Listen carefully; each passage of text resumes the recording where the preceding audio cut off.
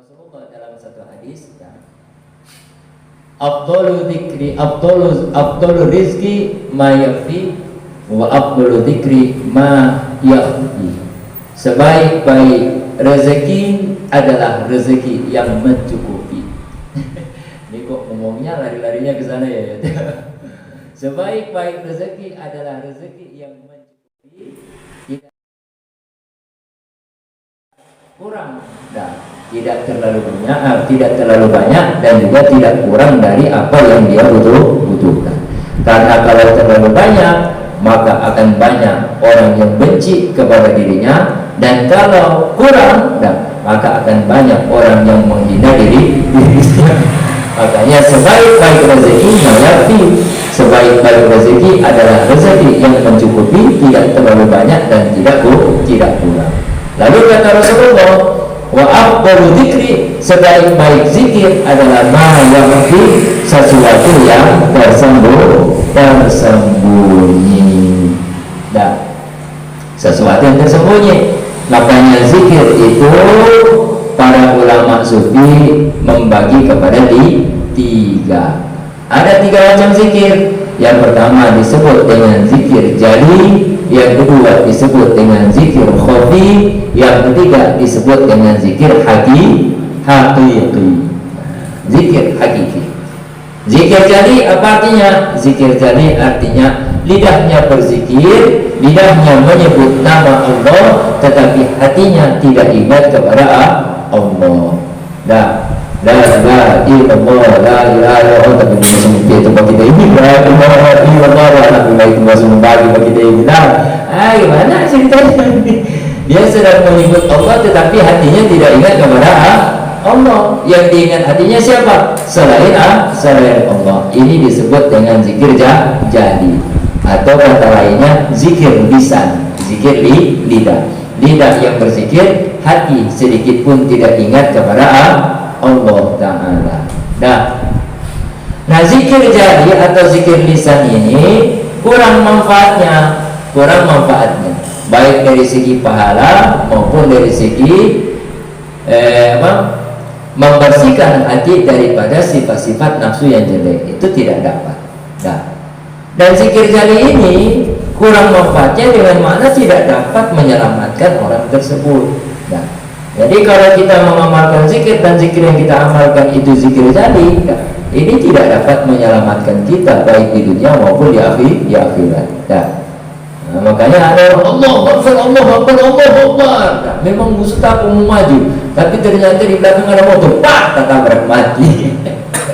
Padahal Allah Akbar tidak selamat karena zikir jali. Jadi seperti itu. Jadi zikir jali atau yang dikenal dengan zikir lisan, zikir jali ini kurang manfaatnya. Yang pertama pahalanya kalaupun ada sangat sedikit, Kemudian dari segi membersihkan nafsu itu tidak dapat membersihkan nafsunya dan tidak dapat menyelamatkan dia baik dirinya maupun di akhirat. Yang kedua ada namanya zikir khafi. Zikir khafi atau istilah lainnya zikir qalbi, zikir hati. Jadi zikir khafi atau zikir qalbi, zikir hati ini artinya apa? Artinya hati yang berzikir. Apa makna hati berzikir? Hati berzikir artinya hatinya mulai merasakan keberadaan Allah Subhanahu wa Ta'ala. Jadi keberadaan Allah itu mulai terasa di dalam hatinya.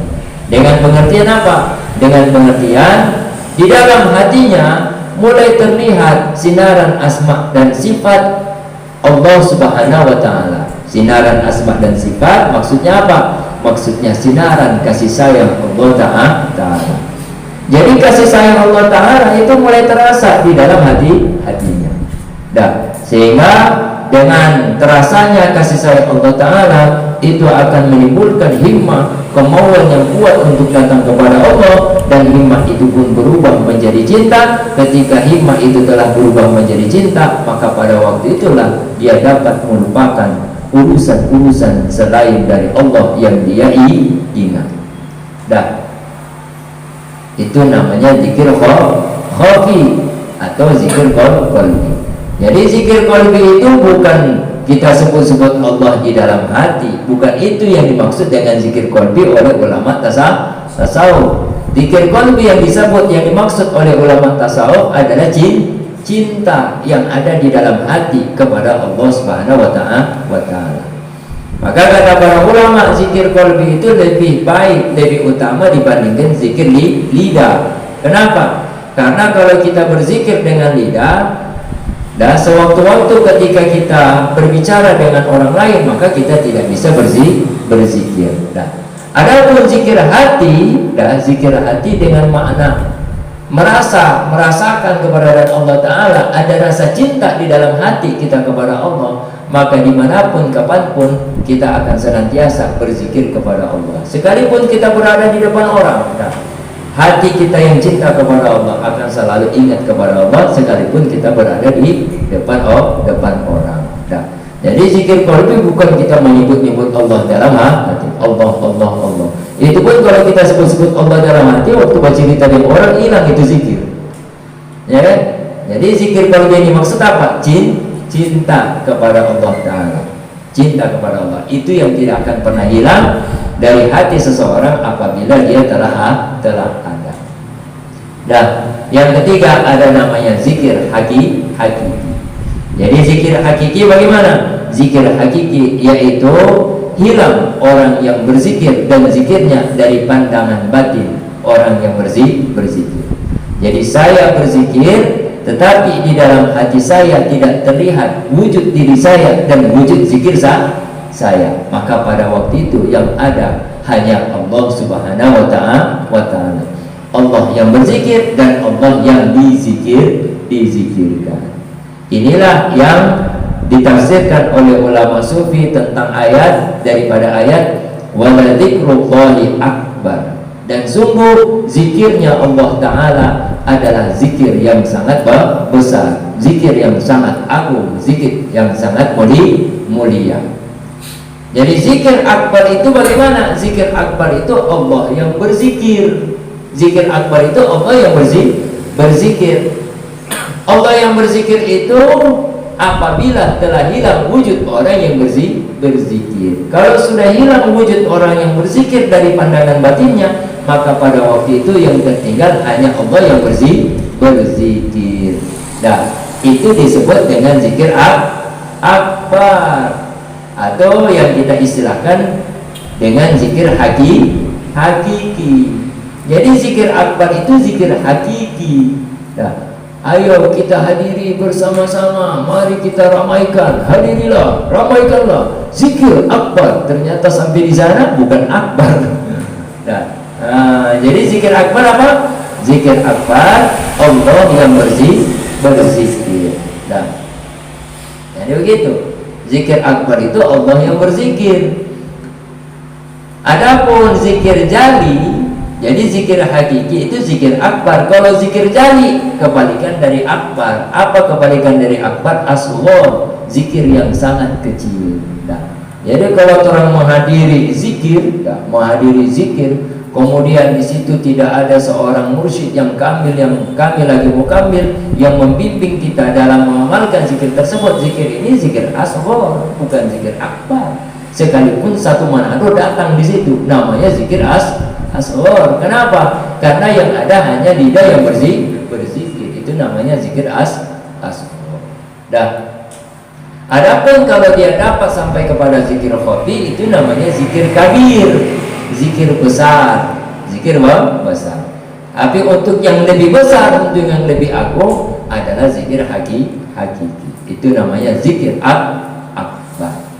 Paham itu? Ini begitu. Jadi hadirilah zikir akbar. Siapa yang pimpin? Kalau dipimpin oleh seorang mursyid yang kamil lagi mukamil, maka boleh kita katakan zikir akbar.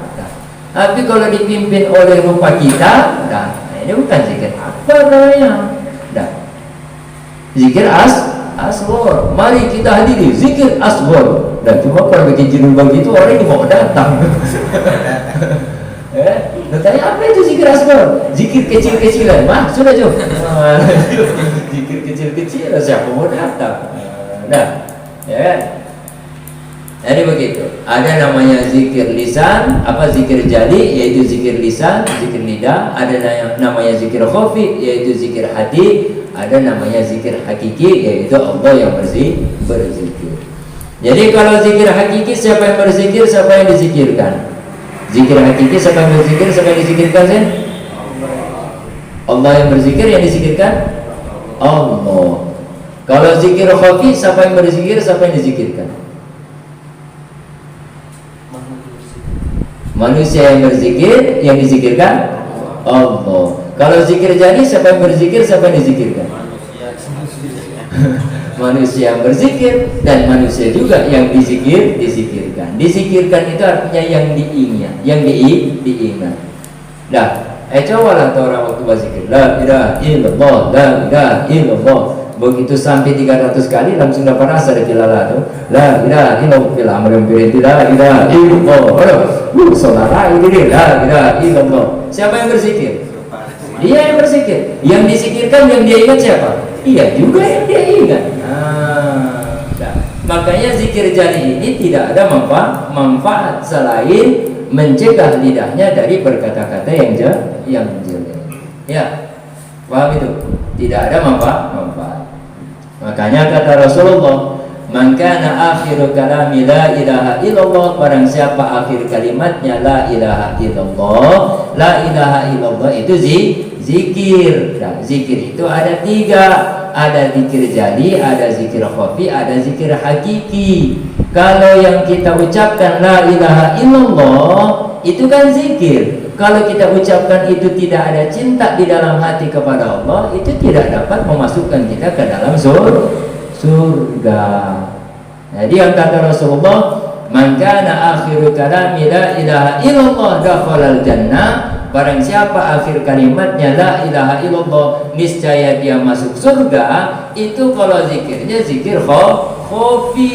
Tapi kalau zikirnya zikir jadi, belum tentu mau masuk surga. Paham? Nah gitu.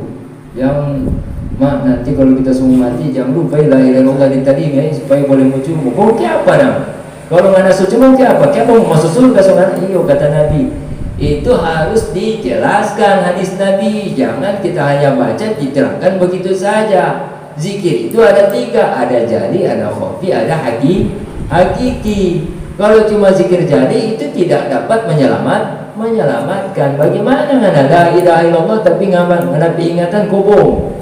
Nah, bagaimana Allah masih masuk surga? Ngana ini cuma tapi nama tapi ngana hati kubung, ngana hati oto, ngana hati ini itu apa segala macam. Jadi tidak akan diselamatkan. Jadi paling minimal apa? La ilaha illallah, akhir kalimatnya hatinya cinta kepada Allah Subhanahu wa taala. Dakhalul jannah, masuk surga. Jadi seperti itu. Tapi kita harus berbaik sangka dengan orang lain. Kalau ada orang meninggal dan di akhir kalamnya la ilaha illallah, kita harus berbaik sangka kepada dirinya. Tapi jangan kita berbaik sangka terhadap diri kita. Harus selalu berburuk sangka. Dengan makna, kalau hati saya tidak dapat mencintai Allah, maka la ilaha illallah pada akhir hidupku itu pun tidak dapat menyelamatkan saya. Harus berburuk sangka dengan diri sendiri. Dan supaya kita bisa bersungguh-sungguh untuk mengamalkan zikir sehingga sampai kepada zikir khafi, ada cinta di dalam hati. Jadi kira-kira itu dulu pengajian kita pada malam ini. Wallahu a'lam bishawab wa ilaihi raji'un.